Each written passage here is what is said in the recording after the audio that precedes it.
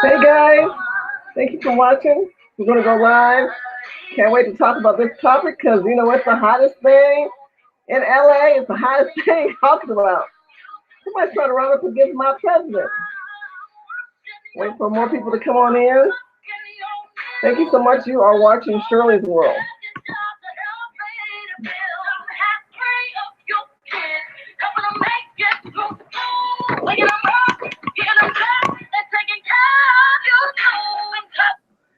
So the topic is about Oprah Winfrey. Oprah Winfrey is saying that she might be hinting towards running towards becoming the president of the United States in 2020. Recently, as you may have all known, unless you're under a rock, you're watching Shirley's World. Make sure you follow me on Facebook, Twitter, Instagram, and Snapchat. And we are trying from a different camera, which is my laptop, which normally I try from the main computer when you see me on Facebook. But today I am on YouTube, which is woohoo. So I'm going to try to do a couple more live feeds on YouTube, but mostly I will be doing it basically from Facebook. But let's get right into it. So if we talk about Oprah Winfrey, Oprah Winfrey has kind of hinted a little bit, you guys, that she might be running for president in 2020. But she wants to see if the American people would accept her. The American people might be interested in having her as the chief and commander of the United States of America. But let's look at her speech real quick. I want you to check how I find certain things in this speech very interesting. It's very crafted very well. And the reason I say crafted very well, because it alludes to different things. It means it says one thing, but it means another. And when you're interested about this is that when people say one thing and they mean another thing, it's distracting. Because what is she really saying when she's taking things out of content or is she leaving it in content? Look, we live in times right now where there's things that are distraction. I find this personally to be a distraction from our administration, a distraction from the things that we live in our daily lives. Here's a lady who has so much money that she could want for nothing. So why would she even think about being president? She's never been married. She's never had any kids. She's never really built a huge empire other than a talk show host. She just sold off, 28, 27, between 27, 26% share of OWN. So she's relinquishing her power in OWN to give her more liquidity. But what is that liquidity for? Is that money set up so that she can run for president in the future? Or is that money set up because she's having some hard times? I think that's something we need to talk about. But if you look at the speech that she did the other night at the Golden Globe, and she starts off and she talks about as a child in 1964, she sat on the floor and she watched Sidney Poitier. She watched Sidney Poitier, this beautiful, distinguished, I'm paraphrasing, black man, dressed so beautiful, so elegant. She'd never seen a man like that before. In his white tie. She goes on and she says how it just inspired her to know that whatever that man is doing, I want that too. I want that life too. Now let's think about that era in 1964. We talk about the black man. We're talking about a black woman who have done things in films and movies that kind of emasculated the black man. Come on now. You know she's done these movies that emasculated the black man. A black man who's not really a man in the movie, or he's mean, or he's very violent. These are the kind of movies that she does. And there's just a couple of them. I love The Butler. I thought The Butler was brilliant. But there's other ones. I'm not a big Color Purple fan. I'm not a Beloved fan. I am a Debate fan. I like that one. So it was like, okay, this is great. It was all these up and downs. But in most cases, the men in these movies are not shown in the best light. But it was a black man that showed himself in his best light for her to be drawn into this industry that she is now in. As you all know, sexual harassment is the hottest topic in history right now in Hollywood. Many black men and women are suppressed in Hollywood. They're emasculated. They're feminized. As far as the white world, they're dealing with all the sexual harassment with Weinstein and all these other actors and actresses who are saying that they were harassed, they were forced to do these things so that they can get these roles. You know, I go back to the day when they used to say Hollywood swingers. Y'all remember that song, Hollywood Swingers? We knew what they were swinging. They knew what they were swinging. And they knew the sacrifices that they were willing to give up to get on that swing. Now all of a sudden they're a victim. They sound like a Kathy Griffin. I'm a victim. And it's sad because there are women who have been victims of rape, victims of abuse, and now we have Hollywood trying to ride off of this and twist it in some way. And what did they do? The Golden Globe Awards is that they wore all black. Yeah, they were all black because the women wanted to stand united. We're going to cover our breasts up. We're going to cover our legs up. I'm surprised they didn't have gloves on. I mean, they did everything in their power to show and restrain any sexual illusion on their body, that we're not going to show that anymore. And then my thing is, I'm got a TikTok going saying, how long is it going to be before they finally open up and say, oh, what the hell? I'm just going to go ahead and show a little cleavage and wear color again. Because it's only a matter of time before they sell the soul back to the devil. But let me go back to Oprah and the speech that she said. So again, this black man, this beautiful black man with this white tie that she was just so captivated from as a child. Later on, she says this inspires her to do what she's doing now, to be a talk show host and was a journalist and then evolved to be an actress. And then she's just so grateful. And she says this part. This is the part of the speech that just kind of got me a little bit. When she says that she thanks the Associated Press. And in her thanking the Associated Press, let me find that real quick.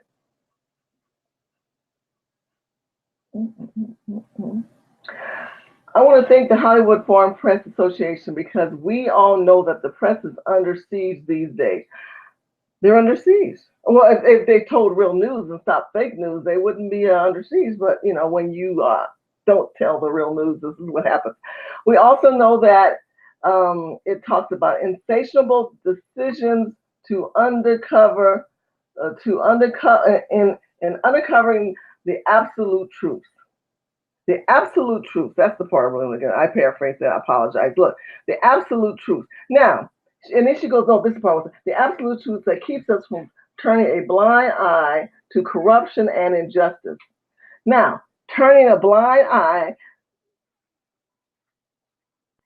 to corruption and to injustice. Doesn't that sound like she's talking to Trump? Doesn't like she took a page out of Trump's book, especially right now, that December of the 21st, that he put a proclamation together. And doesn't it sound like she's saying she's trying to be a little Trumpist right there? There's corruption and injustice in America. Didn't we just have your guy for 8 years? Shouldn't that have been fixed under your guy? Your guy just got out. How could that still be going on? What's happening, Oprah? Absolute truth. Hollywood does not provide you absolute truth. Hollywood provides you a fantasy, an illusion, an option outside of the world that you live in. It's fixated, it's fictional, it's fantasy. That is Hollywood Oprah. When you said that you want to thank the foreign press and you go into the absolute truth, that's not Hollywood. Hollywood has portrayed and taken that black man, Sidney Poitier, that black man that you said you admired the way he looked and he dressed. We have come down from that era of a man to men who are emasculated. We have gay black men that Hollywood portrays. Hollywood loves to portray black men because it hits several demographics on their pendulum. I'll give you an example. We got a black man. We have a black. We have a man. And he's gay. We'll put them all in the black category. Now, why don't you make yourself an Armenian man who's gay? Why don't you do yourself a Jewish man who's gay? But no, Hollywood targets the black man. They want the black man to stay feminized. They want the black man to be belittled, to have these strong, overpowering women to come over them. That is how we are seeing our black men portrayed in Hollywood, and it is not a good thing. So how can Oprah sit back and say that she wants absolute truth when she had a man like Sidney Poitier, who was her mentor, who she said she admired and looked up to? What happened to that man, Oprah? Oprah, where is the alpha man in Hollywood today? Where's that alpha black man? That tall black man? Not that limp, kind of brother. Not that high voice kind of man. that skinny, petite kind of body, womanish kind of man. Why is Hollywood, for some reason, that is the only way we see black men personified? She works in the industry that is detrimental to her own people. And yet she's talking about she wants to empower women. So let's go into that. She uses a story of unfortunate case of a beautiful black lady who was raped and that Rosa Parks represented. You guys can read the speech and find the names. I want to cut right to the point. And the point that I have is, how do you take historical pain of black people and put it on the backs of the white people and let them ride and get benefits off of it, Oprah? How do white people get to benefit from the pains of the blacks, of the slaves, and of the rape, and of the torture, and of everything else they did to us, Oprah? How can you do that? Because I just thought that was out of line. And though there were moments, breaks of brilliance, that's my favorite word, where she'll inspire you and encourage you and tell you as a woman to be uplifted and in charge, and this is our time.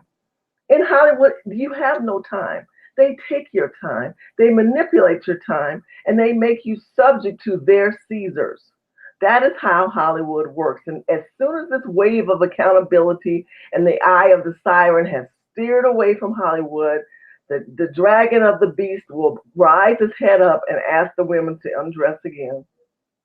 Ask those young women to lay on that couch. And you have a choice to do it, and you'll have a choice not to do it. But you'll also see the choices that will not come before you because you are not playing their game. It's an evil game that's out there, people. And this year, we're going to see President Trump have indictments, and I believe Hollywood's going to be tied in that. Politicians are going to be tied in that. CEOs of major corporations, including some tech corporations, may be tied in that. I've been told up to 2,500 to 1,800,000. There's so many numbers that are out there as far as these indictments. Hollywood, Trump is not done with you. This is just a distraction, my people, from the reality in which we live in, and that is that this nation is under siege by people who are trying to transform your mind away from the responsibilities you have in your life. Oprah Winfrey is just one of them. Now, again, I don't steer too kindly to these wealthy people who always act like they're in the victim mode. Oprah always plays that victim mode thing, and that doesn't go well with me. She does these movies of these slave movies, these Negro movies, and yet she does not help Black Americans as much as she helps the Black Africans. Look what she did to Chicago. She built a studio in an area of Chicago, where Chicago, as you know, is one of the most high crimes, high deaths in the United States, almost in U.S. history probably by now. Detroit and Chicago are just a hot mess. But let's go back to Chicago. Oprah Winfrey had Harpo Studios in Chicago. And when she had that studio, she could have left that studio and made a contribution to the community. She could have made it a rec center. She could have sold it. Steve Harvey said he wanted it. She could have carried back the loan and let Steve build it out and do Black things in the community. And when she did with that building, she sold that building and kept a piece of rock. That's what she did. She gave the community dust and ashes while she was able to benefit off that community and thank them and move on. I think she's out here in California now. If you are going to be a contributor to this cause that we're in right now, a better America, and maybe she doesn't want that better America. She's on that side, or that woman, Hillary Clinton, that evilness, that side that wants to take out what is good in America. They don't want America to be made great again, and never did. She's part of that crew. She's part of these ultra-white liberal women, white liberal women who play victim to the white liberal man whose father was white and they sleep with white men. These women are confused. They are confused, my people. They're confused because they sit back and say, hey, I'm just like you, Black lady. I'm like that Black woman in the South that Rosa Parks represented. I've been raped. I've been ostracized. I've been asked to sit on the couch. I have the power of the Black pain. Hollywood, you do not have that power. We're not giving you that power. Black America is not giving white women or any white people the pain of the indigenous slave. The children that died and built this country on the backs of this country, the blood, The generational line is still living today. I'm not talking about blacks who come from other countries who migrate here and who are immigrants. I'm not talking about Africans or Nigerians. I'm talking about the black indigenous slave child, the people who can trace their grandfather, great great grandfather to slavery. Those people contribute that pain and anguish to make America what it is today. We deserve the rights to that. But you are one of the most second richest population next to the white man in this country, and you claim to be a victim so that you can one up off of us. It's a fish and bait, people. That's what this the whole speech was. I'm a black woman. I like black men, but I don't like him now because I'm working with Spike Lee. I'm not working with Spike Lee. I'm sorry, I'm working with Lee Daniels. I was working with Tyler Perry. I like Shonda Rhimes. These. Look at the movies that these people put out. Look at if you think about Tyler Perry, I loved his plays. When he got into the film, the men were very, very abusive, slapping women around. I didn't grow up with that. I don't remember my uncles or my cousins, or I didn't. That black experience didn't pass that cup didn't pass over me. I just don't remember that. That didn't happen to my nieces and nephews or cousins. I don't remember us having any of those kind of black men that Tyler Perry wants white America to think that they are. I can't relate to a Lee Daniels black man. Well, I was really an advocate for Empire. I thought Empire was going to be great. I know they had game in it. That's the way of the world. But I thought the writing was going to circumvent all those social and sexual indications that I don't agree with my belief. But I went ahead and said, let's see what happened. But it started leaning more left.